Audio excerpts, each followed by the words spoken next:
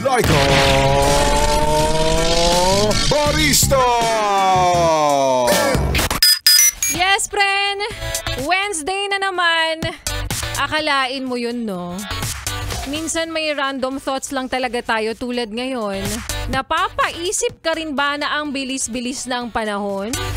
Yung mga batang sabik tumanda noon, pagod na ngayon. Ang bilis, no? At ang bilis rin talagang tulad niyan. Pagod ka na.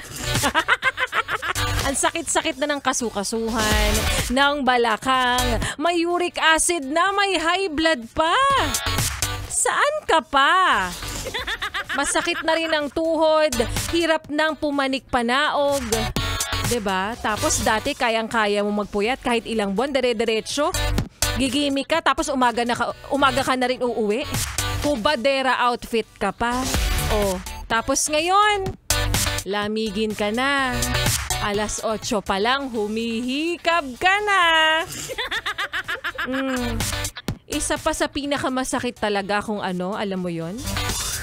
Yung mga batang sabik tumanda noon, panot na ngayon.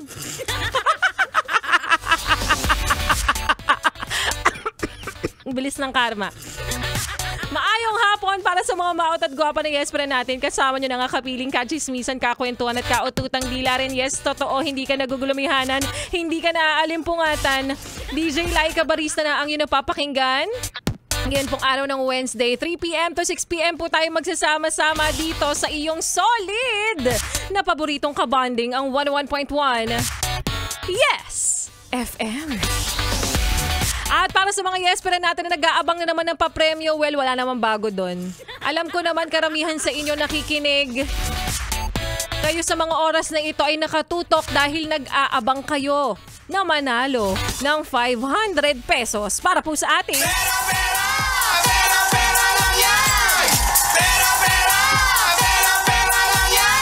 Naku, alam ko na yung mga gawaing ganyan.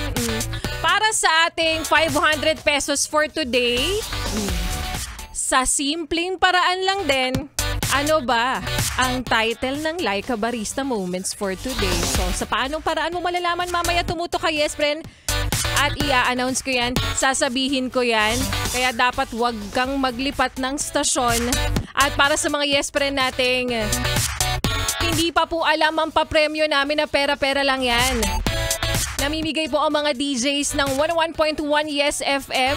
Hindi lang minsan isa, hindi lang dalawa, hindi lang rin tatlo, dahil minsan 79 times. Dami naman. Ganon kayo ka-generous? Of course, ganon kami ka-generous, Yes Friend, dahil kayo rin ang dahilan kung bakit namin ito ginagawa. Thank you for making us consistent.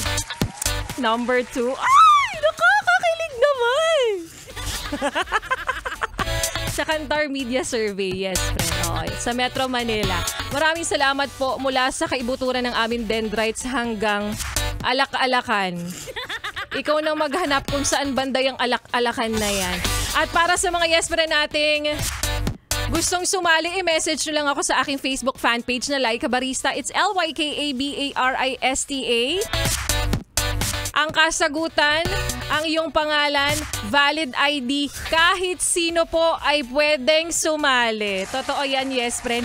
Ikaw man ay taxi driver, ikaw man ay bus driver, tindera, pedicab driver, kolorum driver, pwede. Pasok kayo sa target market namin. Wala tayong dinidiscriminate dito. Kahit sino pwedeng sumali, Yes Friend, at mamaya i-announce ko kung sino nga ba ang mananalo ng 500 pesos para po sa ating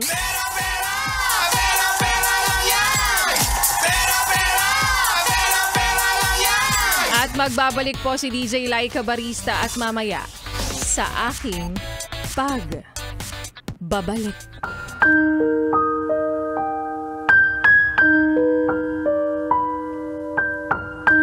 Para sa'yo na nananatiling matatag, nananatiling gusto pa ring piliin siya sa kabila ng ilang beses na pakiramdam mo na gusto mo nang sumuko.